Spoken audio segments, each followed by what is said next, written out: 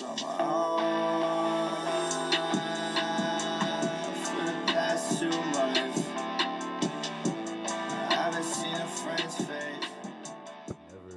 ungrateful. It's when people start to be super, you know, like, oh, I hate my life, everything sucks. But it's like you got shoes in your feet right now, you know what I mean? There's kids who don't have water, access to water in the world. So pretty much, yeah. There's people fighting to survive, so live on for them, you know what I mean? Live the life that they wish they could live. Well, that's why I got the crybaby tat on my face. I got a humongous tattoo that says crybaby and shit, to keep me grateful and remind me not to be a crybaby, so I see it every time I look in the mirror, you know, to remind me that I'm blessed. Callin', shorty callin', why you call, girl? She can't understand me, she a fangirl. Big Benz, getting big Benz, but it come with a whole lot of bullshit. Tracy keep a full clip. Pull up on your bitch and I flex like I'm nature. Pull up on your block with the squad like I hate you. What's going on, guys? I just wanted to do a really quick video, especially while it's still really fresh and just sitting in my brain. I fucking love this song so much. This is a song that really, like, I can't tell you, like, I'm so excited right now and I feel so inspired right now. Like, I could start a band or start making music right now just from listening to that song. That's how awesome it was. There's an element to this song and there's a really cool musical aspect to this snippet that I want fans to know about, because I think it's a certain layer or a certain slice to this pie of Peep's artistic musical artistry that he doesn't get enough credit for.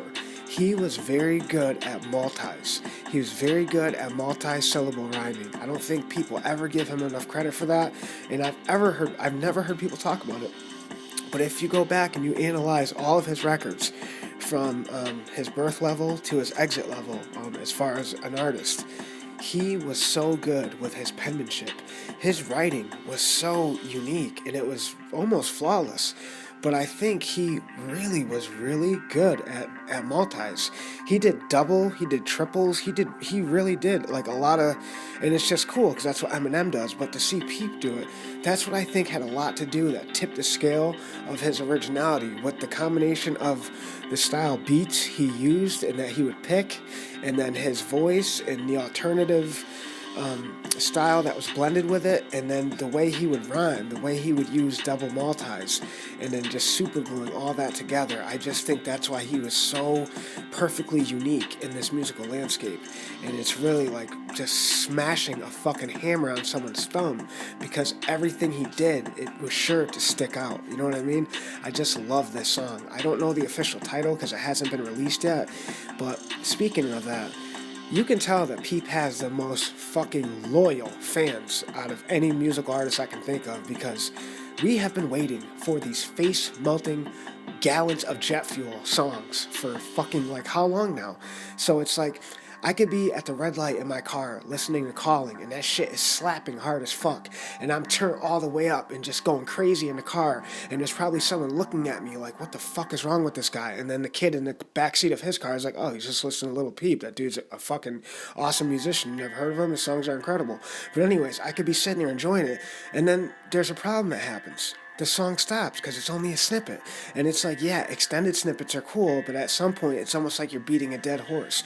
We want the real thing. We want the entire version. When you listen to fucking Callin and you listen to the 30 seconds of that song, just knowing that there's still another 2 to 3 minutes left of Peep pouring fucking gasoline on an open flame, knowing that there's nothing less than a fiery explosion probably for the remainder of the song, that's amazing. And it really does create this excitement, at least for me as a Lil Peep music consumer. It's songs like this, it's gems like this that really are fucking like a brick to the dome. It's just like crazy. It's like a front kick to the stomach, because you're just not ready for all the fucking great music that this dude has. But the problem is, it's just laying around. Why would we let Pete fucking paint these beautiful pieces just to put a tarp over them and store them in the attic at Columbia? It makes no sense. Your dad would never restore a fucking classic car from the 60s just to fucking park it in a back alley somewhere and let it collect dust. Obviously, you would put it on display. You would showcase it. You would let people view it and enjoy it and take it in and see all the fucking effort and dedication and time and hard work you put into it. This is the same thing with Peep's music because it's art. He was an artist. I can't stress this enough. I want to say this. I don't think people understand how good of a recording artist he was. Go back and analyze the records he made while he was here. It's very unique, it's very special, and it's very different. Yes, they have auto-tune programs. Yes, they have crazy shit now. Back in the day, it was analog. You really had to be on your P's and Q's when they hit the record button. You really had to fucking do a one-take bake and really bring that smoke, no joke. But that does not take away from how fucking talented this kid was. His voice sounds great. He's the kind of artist where he could have went in and did his sections and needs little EQ. He needs little mix. Really, and that when you are work as a recording engineer or a producer or a production assistant, you pray that you get artists like this when you're working. You pray, you hope to God, please bring me people like Peep that really need zero time to EQ. I just think Peep had that kind of voice where he could record a verse and then when they hit stop, maybe they'll put a little high, a little mid on it and throw a little splash of reverb on it, done, put it out. And it's very rare when you get, because I know I've had friends that made music and I'll watch them record a song and they'll sit there for 3 days mixing it. I'm like, holy fuck, you're still working on that, dude? Well, yeah, it just doesn't sound right. I need a little bit more of dynamic processing on it and I need to compress it a little bit. And it's just like, dude, just fucking put it out. You know what I mean? But I know how it goes. I know that people are very picky about their art and, you know, they can get really anal about making sure that everything is tweaked just right before they put it out. And I would probably do the same thing, so I can't really knock people for spending a week mixing their shit because that really is the final ingredient. If it's one thing that people don't know about the behind the scenes of music making, it's all the hard work that goes into polishing it up and cleaning up the master mix and really just tightening all the loose ends before you fucking pull the trigger and release it.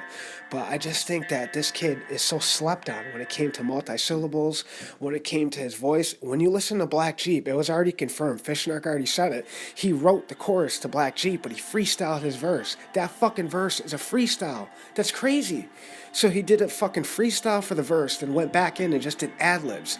So he wrote a chorus, read it off his phone, recorded it, and then went back in and freestyled over the dead section for a verse. That's insane. That's crazy. So picture Makonnen writing, Cold Heart writing, Peep writing a chorus, and then there's just that open region for Peep, and he's like, I'll just go in here and try freestyling. And listen to it. Now go back and listen to Black Jeep after this video. It's amazing. But yeah, guys, I just want to make a quick video about Callin because it's one of the songs, like I said, that gets me so excited for these songs that are in these vaulted vehicles in Peep's musical estate.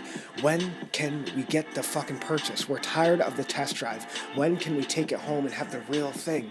Like I said, extended snippets are cool. Demos laying around are cool. But the label really needs to release this stuff.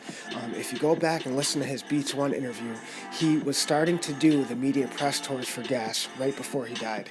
He was very excited about these projects.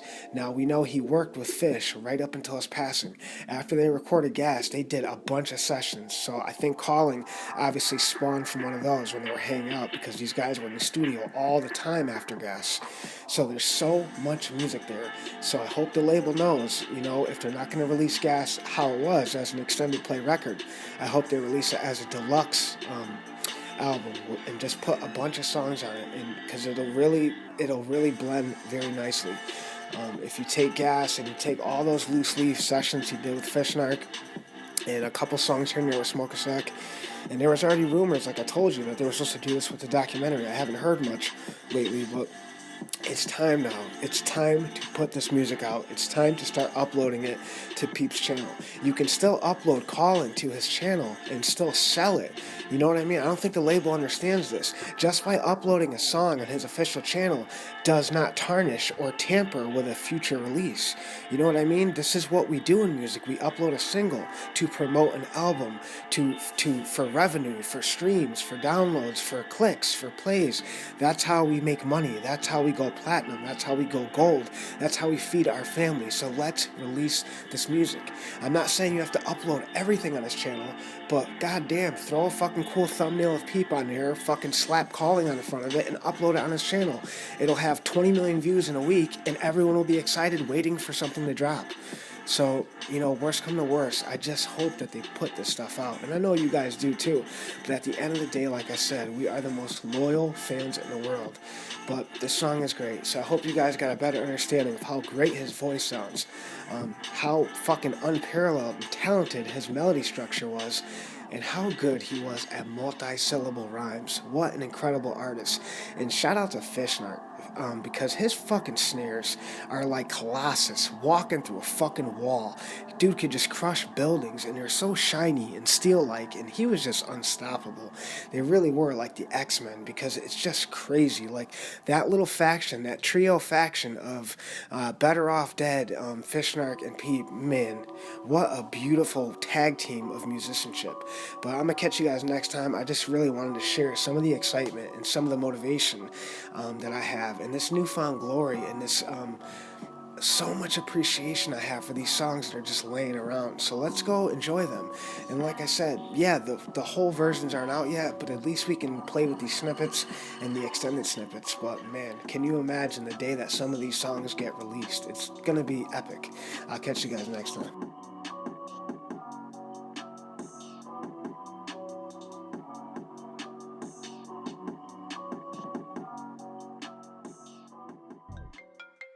Callin, shorty callin', why you call, girl? She can't understand me, she a fangirl. Big Benz, getting big Benz, but it come with a whole lot of bullshit. Tracy keep a full clip. Pull up on your bitch and I flex like I'm Nathan. Pull up on your block with the squad like I hate you. Word not stock, cause the clock don't stop. God, boy, I don't need a glide, my hitter will mop you. Callin, shorty callin'. But the situation at hand directs us in an entirely new direction, Captain. We need to drop the anchors and abandon ship immediately before there are serious casualties. When I look at you, time melts in front of my eyes, and everything else around me becomes entirely irrelevant. Sometimes it takes, you know, like a peasant, a lowlife like me to show you the finer things in life, baby girl, you know what I'm saying?